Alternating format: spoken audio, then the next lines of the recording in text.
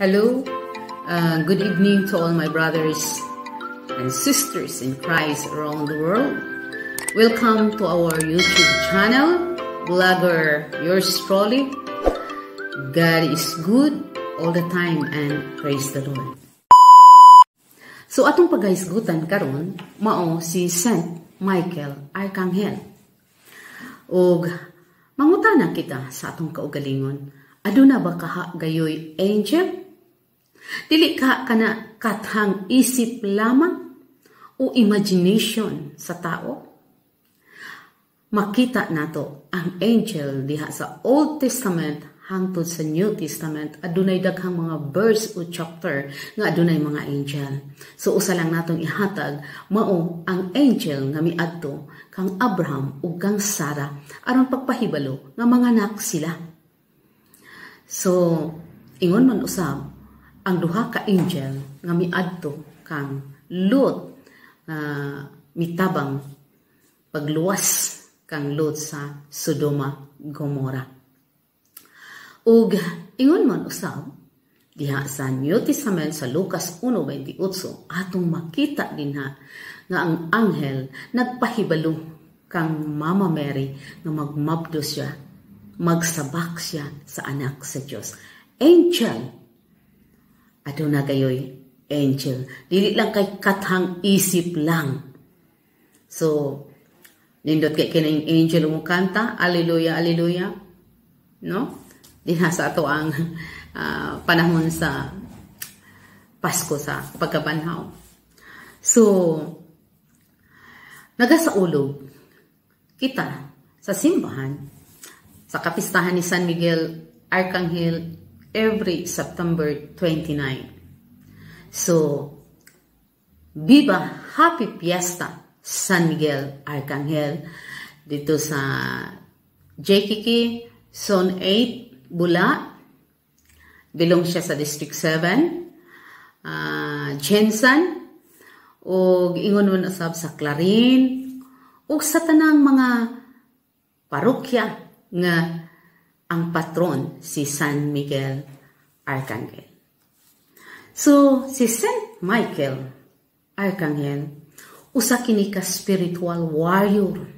Kung dunam ganitay warrior sa kalibutan, ana usab ang warrior nga espirituhanon nga mao si Saint Michael. Nga dinha sa iyang pakigubat o pagsangka sa maayo kontra sa dautan. Siya kini ang musangka. Siya kini ang mutabang kanato. Usa-usab siya ka mananambal sa mga masakiton.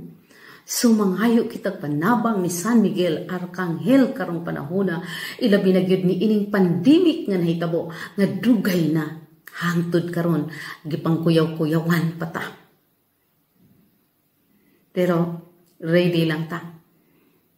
Kay sa giingon na, life is short, death is sure. Tomorrow is not a promise.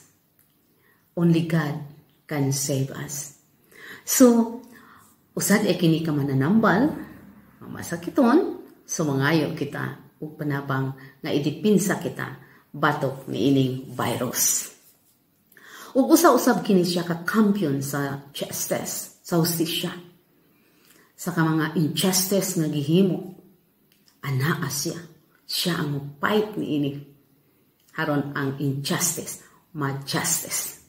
Peace and justice for all. So siya di ay.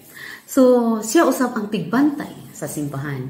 Ang simbahan adunay duha ka ang building or ang tao. So siya magbantay sa atong simbahan nga building or sa mga tao nga mao ang church nga modipinsa kanato ug sa atong tibuok pamilya makigubat batok sa dautan. So mangayo lang kitag pakitabang kaniya mo sangpit lang kita sa angel nga naa nato. Tabangan ta. Dili ta niya talikdan. Kay matinud-anon siya nga makigubat o makigasdang sa dautan.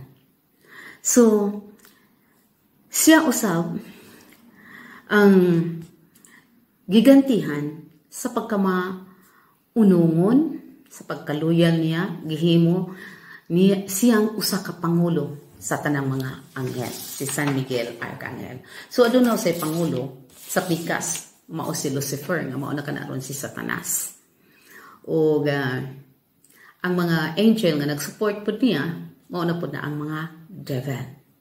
So kung unsa man kadaghan ang supported or nagsupport kay Lucifer, daghan usab ang nagsupport sa pangulo nga si San Miguel Arcangel. Tungod sa pagpangulo, ang iyang papel diha sa atong simbahan, gitawag siya og Arcangel nga Santos. Maudi ay doon na ni Saint. Naibong kita ko sa una, unsa man gyud siya, Santos ni siya. Kaya atong kuan tao man ang Santos, no? Santos ni siya. Nagduha-duha ko. So karon pa di ko nakasabot nga gitawag siya nga Saint tungod sa iyang reward kini sa papel diha sa simbahan tungod sa iyang pagkamaunungon. Nahimo siyang Arcangel nga Santos. Mao na nga Saint Michael Arcangel. Siya ang unang nakita nga healing angel ug tigpanalipod. So kung aduna po di ay mga kasakit nga atong gipati, si Saint Michael healing kini siya. Mutabang kini siya nato sa atong mga gipangbati diya, anxiety, mga problema, usapog ko. No? Sometimes murag puno na. Murag asay libog na. Pero pasalamat lang ta kay naa si Angel Michael Arcangel, si Saint. So usa-usab siya kapangulo sa mga sundalo sa Ginoo. Di man ka? Sundao sa Ginoo, angel.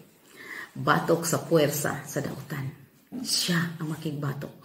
Mabitaw na makita nato siya nga nagkupot siya og samurai, espada, tamakan niya ang ulo ni Satanas. Dili makatingog. Pag mulihok na ni siya kay warrior ni siya, pinakaisog ni nga anghel nga maunungon nga manalipod sa katawhan sa Dios.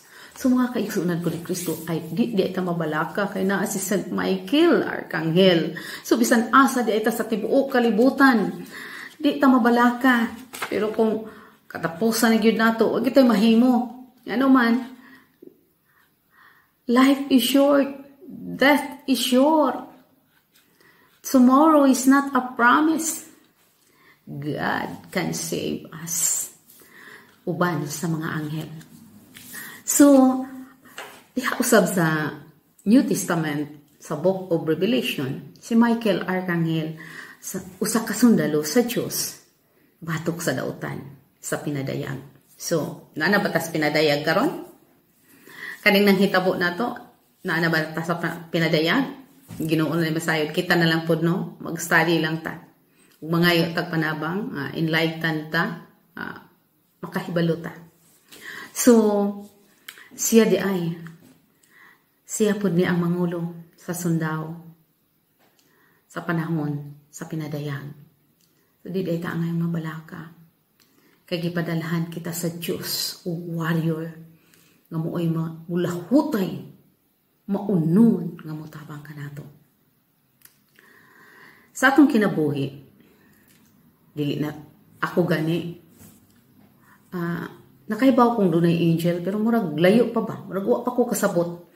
Pero pag study na ako, nagsiin ako pamalandong pag-ayo. Ay, kanindot di ay. Kung musangpit kita sa atong guardian angel. So, ang guardian angel di ay doon na kita'y upat. Si Michael, si Gabriel, si Raphael, o si Orael.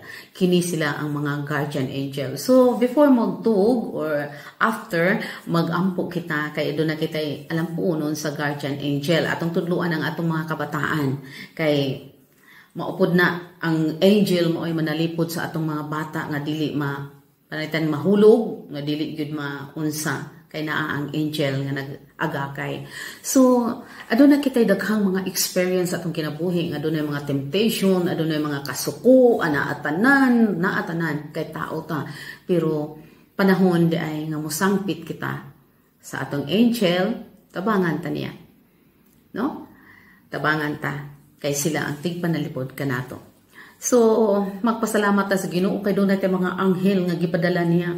So atong paningkamutan nga sa atong kinabuhi ato usab mutawag usab kita sa atong mga anghel nga magpalantay kay mutabang gyud ni siya panahon adunay mga aksidente nga mahitabo.